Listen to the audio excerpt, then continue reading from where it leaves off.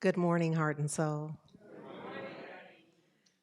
So, I want to remind you that summer school begins on Wednesday, July 12th, and we have cooked up something good for you. Literally cooked up something good. Um, and so I encourage you to do that. I'll make sure that we have the link for summer school both on our website, and of course, it will be in our recap. So if you're not getting the recap, then you want to make sure that you contact us, and you can do that through the website so that you can have that come to you directly and you can be up on everything heart and soul. Yes? Yes, good. So yesterday, we were at the well. We had stuff going on here in the building. We had the Oakland session of the Negus World Party was held here yesterday, and they had a good time. This is a part, yeah, this is a part of an annual fundraiser. This is a part of our work in the world. And so this was a Imagining Justice co-sponsored the event. So the well was happening here as a good place where souls are soaring and good stuff is happening. And at Oakland Center for Spiritual Living, the 2023 Centers for Spiritual Living licensing panels were held for practitioners for Oakland. They have been held in the month of June and July, and June and July is when it happens. So we had it happen in Oakland, and the way it unfolded for us is that Oakland Center for Spiritual Living had 4 candidates, and Heart and Soul had 4 magnificent candidates. And so we offered a collaboration. And we didn't know that we also reached out to East Bay Church of Religious Science, and they didn't have any candidates. But in this collaboration, the beauty of it was that East Bay Church said, we'll still help. So they sent folks, and we had a magnificent day of collaboration and the process up until then. So I'm kind of getting ahead of myself because we came together. Reverend Robert Collins from Monterey drove up. He was a panelist. We also served the Napa CSL Center because they had a candidate and they couldn't handle in the time frame. And so we did a lot. What I'm going to ask is that practitioner Emerita, Suzette, Celeste come up so that we can I want you to have some clarity about the process. Because often we talk about the celebration and that's all we get. It's just the hoopla part of it. But it is a tremendous path to practitioner licensing. But before I pass you the mic, Suzette, what I want you to know and have them hear me tell you is that this would not have been possible without you.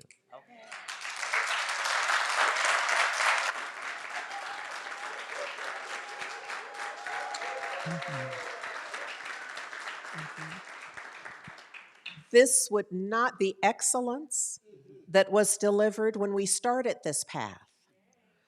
The two of us, we were in co-leadership and in co-instruction and all of it. And then my life changed in a way where I could not be available to the process as I had promised or intended. And so I am grateful, and I want you to know how much it meant to me that you were there and that I could trust and know that they would still receive every bit of excellence required for this journey, even though I pretty much had to abdicate a lot of what I had intended to offer. And so, Suzette, I am grateful, so very, very grateful for you carrying all the water for the journey. Thank you, Suzette. Thank you. Thank you. Thank you, Reverend Andrea, Reverend Dr. Andrea. What a path. Y'all know it's been a path, and just briefly, because there's more to come, but there are prerequisites, which many of you know, to the practitioner path. And some of those prerequisites are our foundational classes, which many of us have participated in. And then there's history and philosophy. And then we deal with consciousness classes, and there are electives. And then after we complete those prerequisites, then the professional practitioner studies start. And we started here for our Centers for Spiritual Living Heart and Soul classes in January 2021, y'all. So 2.5 years ago. Woo! And I just want to raise up intention, praise, dedication, commitment, and celebration. But I gotta say their names. Hashtag say their names. Because we could talk about Heart and Soul Center of Light and all of us, but I must mention some of those who participated.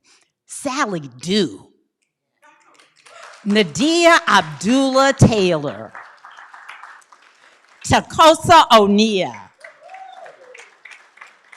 Gay D.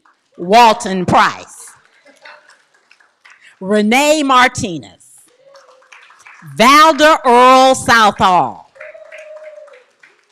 Practitioners in a number of roles: Carol L. Johnson, Felicia Williams Cozy, Robert Williams, Ron Marshall, Pat Reynolds, Tendai Jordan, Akanke Adafume, and Brenda Chenault. And they know what roles.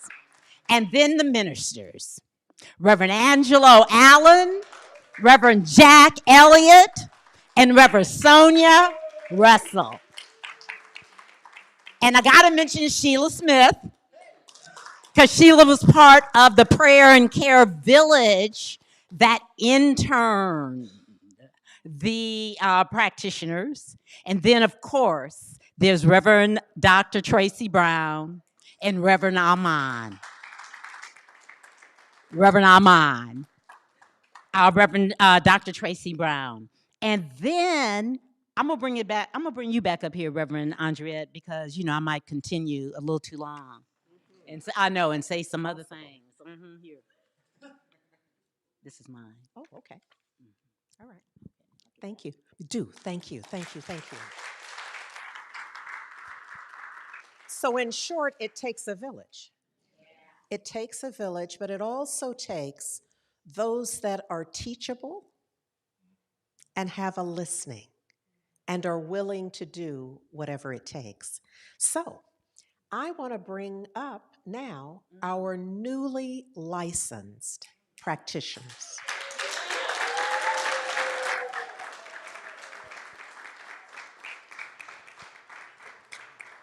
Damali Robertson. Why don't y'all come right up here? Robin Vi Carpenter Briscoe. Nancy Marmolejo. And Scott Staub.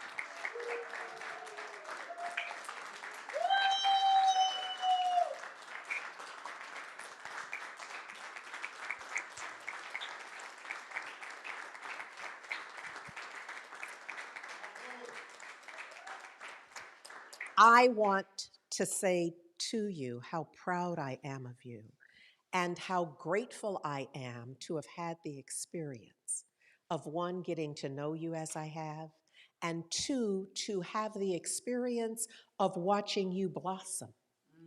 Because these are not the same people that arrived in January of 2020. These are not the same folks. But those folks had a listening and a willingness and a heart open and a heart of service. And y'all were willing to do whatever was required in order to get to this point. And I know it's just begun. So, congratulations.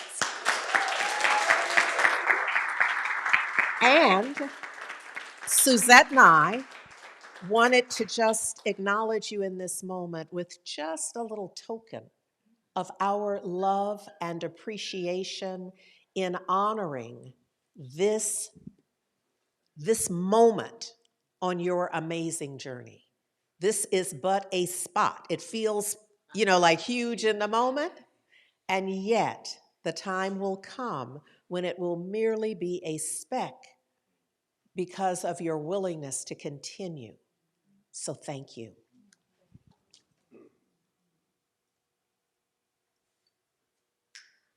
For you, Nancy. For you, Scott. Damali. And Robin. Thank you very, very much. We celebrate our brand new Centers for Spiritual Living licensed practitioners in service here at Heart and Soul Center of Light. Thank you, thank you, thank you. Thank you.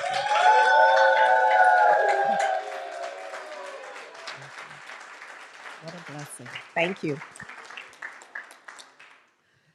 So Branice wrote a song a good while ago at the well, and it just feels like it's the perfect completion of this celebration of our new practitioners because it speaks to part of the lyric. So to me, it's like about yesterday and always for Heart and Soul. Part of the lyric is, it's more than what it seems. For here they are gathered. For here they are just like you. Right here, it all matters. Everything you do. At the well, the time has come for everything. At the well, your life becomes an endless spring. Good morning, heart and soul. I'm being handed a microphone,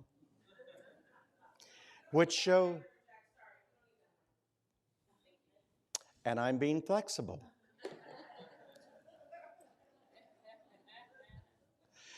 So here's what I'm going to first do. Thomas and Branice, thank you so much. Thank you so much. And what I hope you get, that in this very room, you are in the well. This is where I come to be spiritually fed, because I'm out there doing what it is that I'm called to do.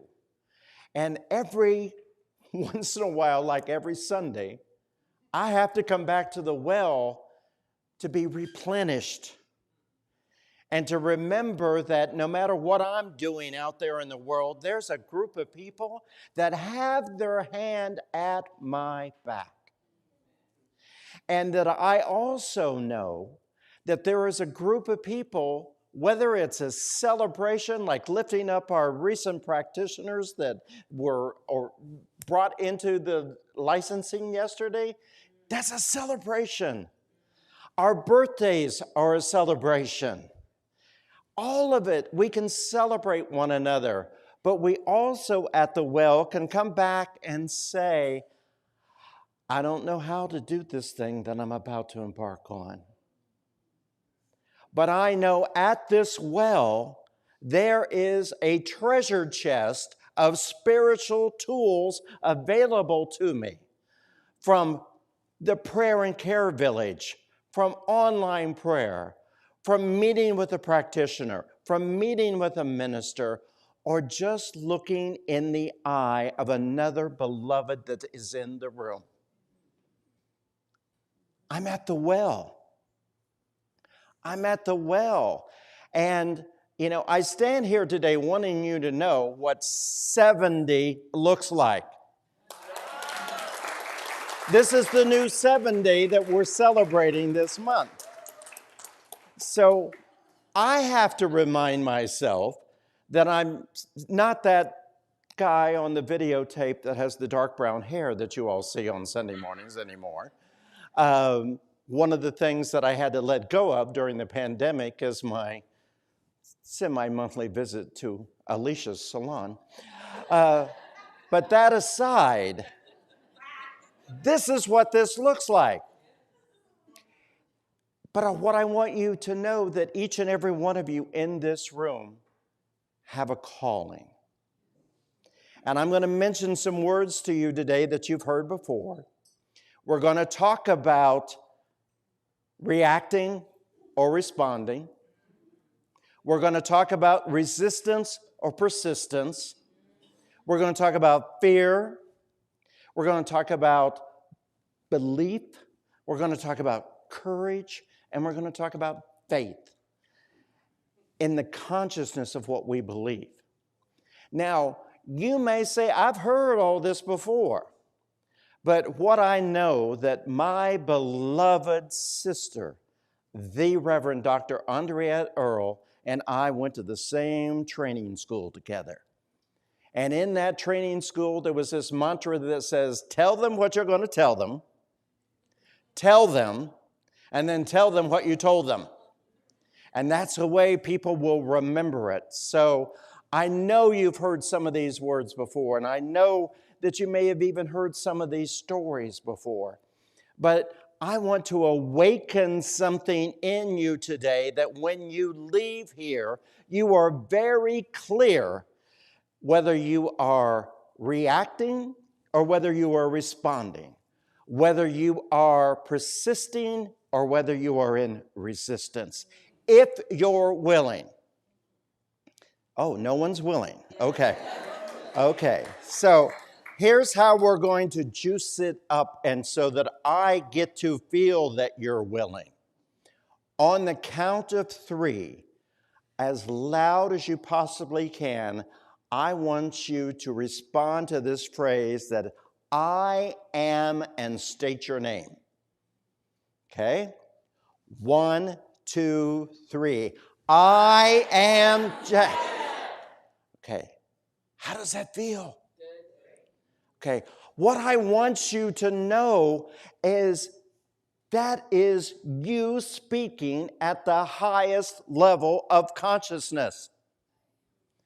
I am. Say it one more time and stand up. I am. Jack. Okay, we're going to do it one more time because we got to go and get up there. So, I am. Yeah. Now, be seated.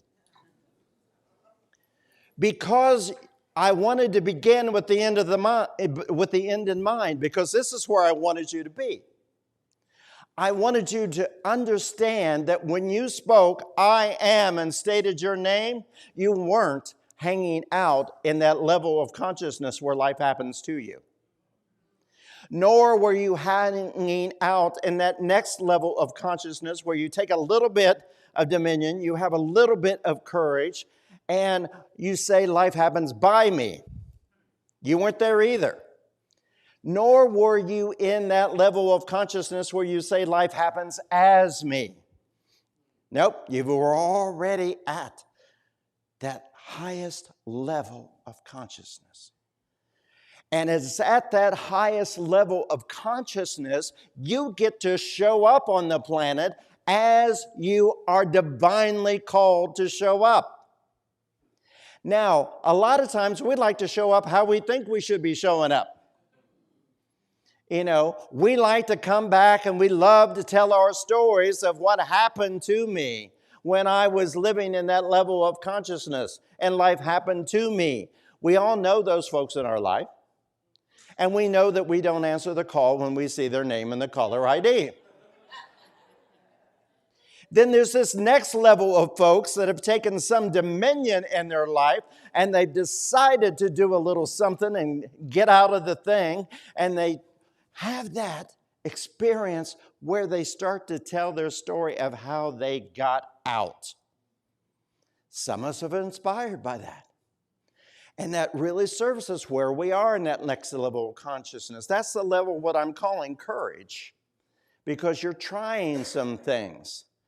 But one of the things that can happen when you're in that level, at that second level, other folks' opinions sometimes come up and say, you shouldn't be doing that. You know, I'll never forget the time that I was a guest minister somewhere, and I got up and I told a story about my life and related it to principal, and a woman came up at the end and said, I don't want to hear about you, I just want to hear about principal. Now, what I know now is that she was in the second level of consciousness.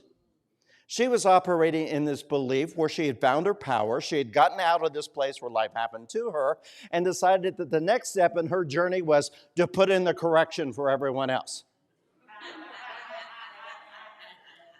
So that was a very courageous place that she was. And it kind of quieted me for a minute, but not long. And I realized, oh, she's being courageous. She's stepping out as best that she knows how. She will soon be ready to move into that third tier where we do it together, where life happens through me. And that level of consciousness is the level of sacred service. When you start to give of yourself, you start to give of your time and your talent and your treasure, and you start to see that result. And then what happens? Stuff comes back to you in a good way. You start to believe in joy. You start to believe in love. You start to believe that things can happen to you. And then you surrender. Then you surrender. And life starts to happen as you. Suddenly that right person shows up in front of you and you're going, well, who are they? Oh, they're here to see me? What I'm going to say is going to have some benefit to them? Okay, God. As Branice would say, God's got it. And you do whatever it is to be in that moment. And you start to say, I am. I am here to serve. I am here to be the one. I am here to be the demonstration that all that there is God. I am here to be the demonstration that all there is love. Now, here's what I know, and see, and this sounds very good in a Sunday school kind of way. But we got to get real for real. And know that we are in the time of our life where stuff starts to happen. And you want to go, oh, why me, Lord? Oh, why me? And it's so easy to get back to that first level of consciousness because it starts to feel a little bit like life is happening to you. But because you've been studying and taking the classes and knowing what to do, you know that that's not true, but you're having that experience. So how do I get from where I am to where I want to be? I stand up and I proclaim, I am. And I remember whose I am, as we've often said here. So I know that I want to take you on a little trip with me in an imagination way. I want you to picture an old Victorian house that was painted a maroon color at one time, but the sun had so bleached it that it was kind of brown in some places and orange in some places, and those asbestos shingles that surrounded this house kind of made it look like a haunted house if you were of a certain age. And imagine that you had left the beautiful home that you had grown up and experienced your first 11 years in, to have to go live into this house that at one time had been a big old 5-bedroom house. But because of economics, it had been divided into a duplex like many East Coast Midwest houses have been. And the side of the duplex that you had to move into was the one that was really kind of modified in a bad way. You know, it's like the rooms didn't quite make sense, but they were the rooms that they were.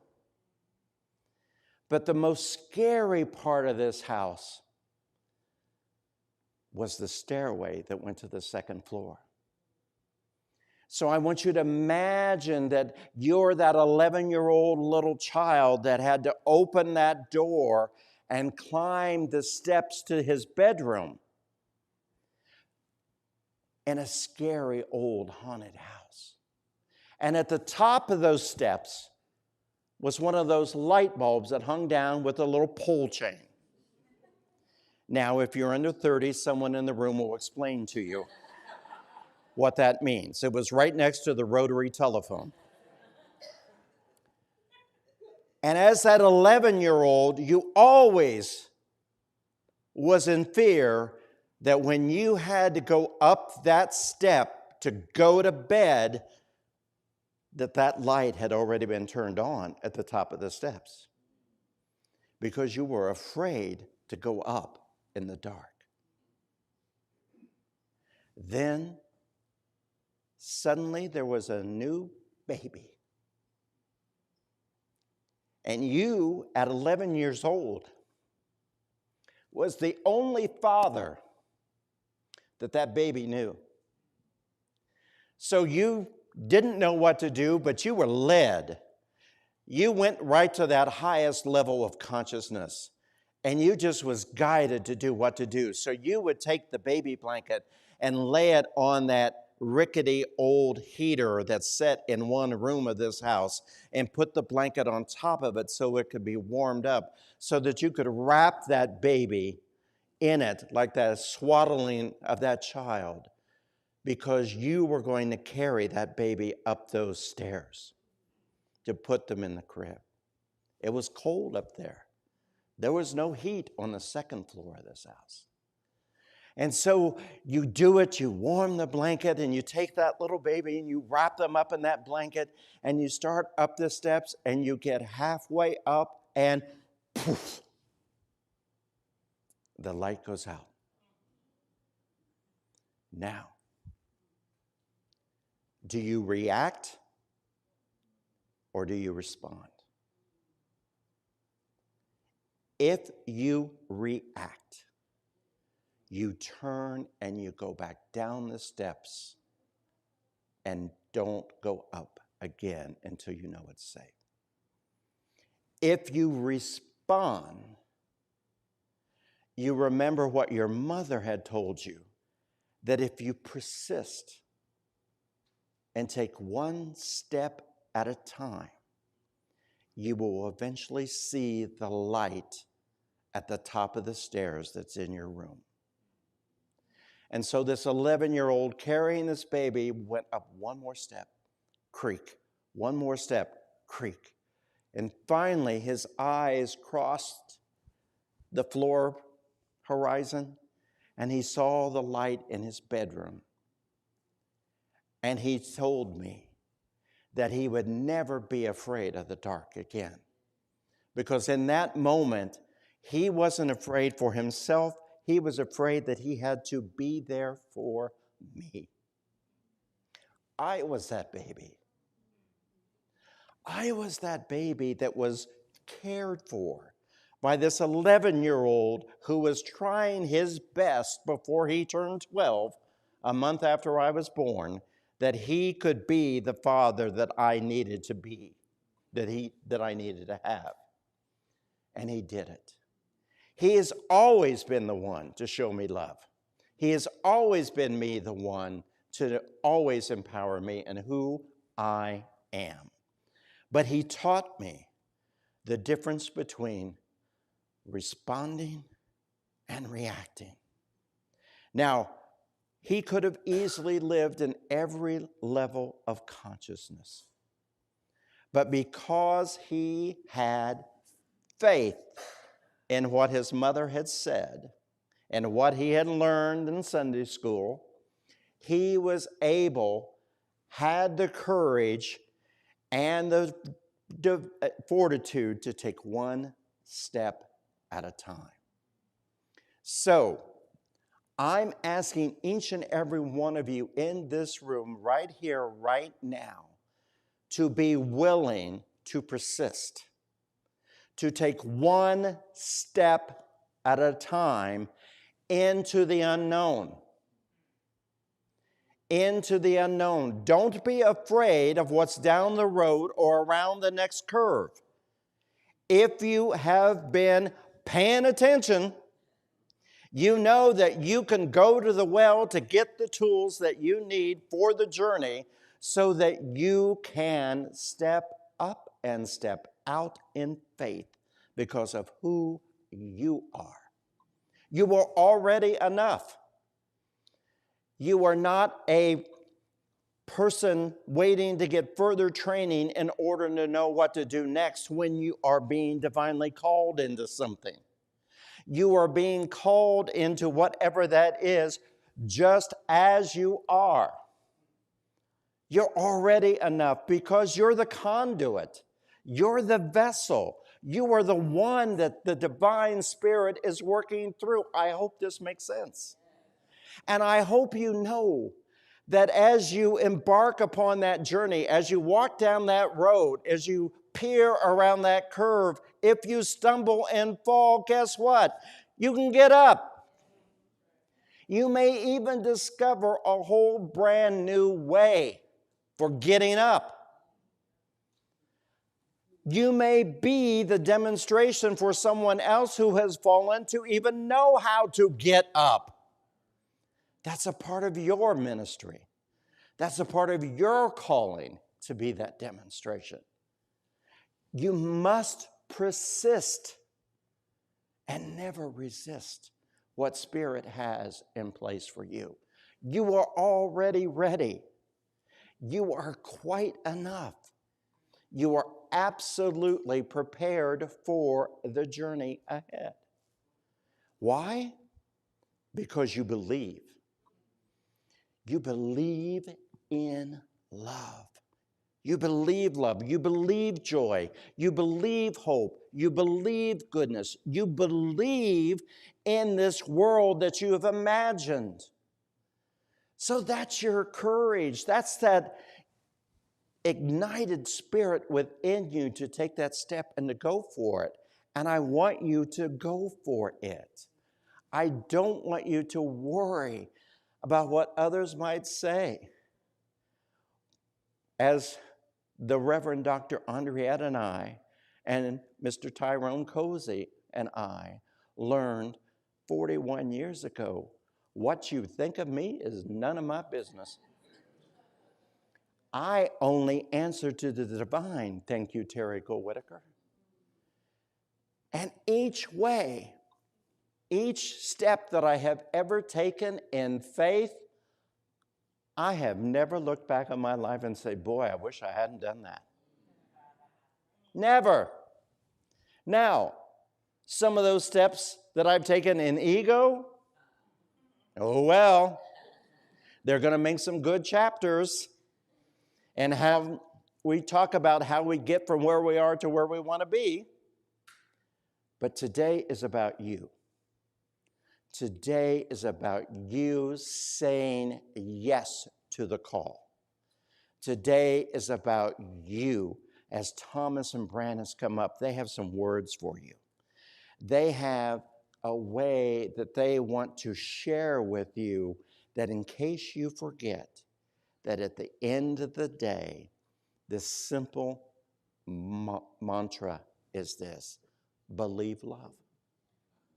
Believe love, and it is yours. Thank you. Thank you, Ron. So I'm going to ask you to repeat after me, essentially, with your hands outstretched, as if to indicate you're extending your heart in the direction of Damali and Robin and Nancy and Scott. And know that there is only one of us always. So although it feels and seems as if we are honoring them, it's always self-honoring, always.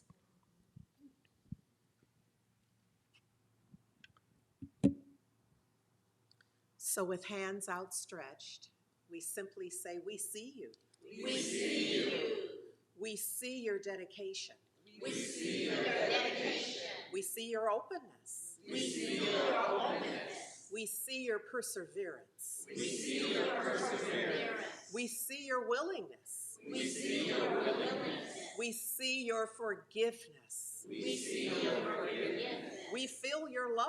We feel your love. We feel your dedication. We feel your dedication. We feel your contribution. We feel your contribution. And we are changed by it. And we are changed by it. We are transformed together. We are transformed together. We are loved unconditionally. We are loved unconditionally. And for this and so much more, And for this and so much more, we give thanks. we give thanks. In gratitude and thanksgiving, In gratitude and thanksgiving, we celebrate this beginning. we celebrate this beginning. For you, For you, for me, for me, for us, for us, for heart and soul. for our soul. And so it is. And so it is. Yes!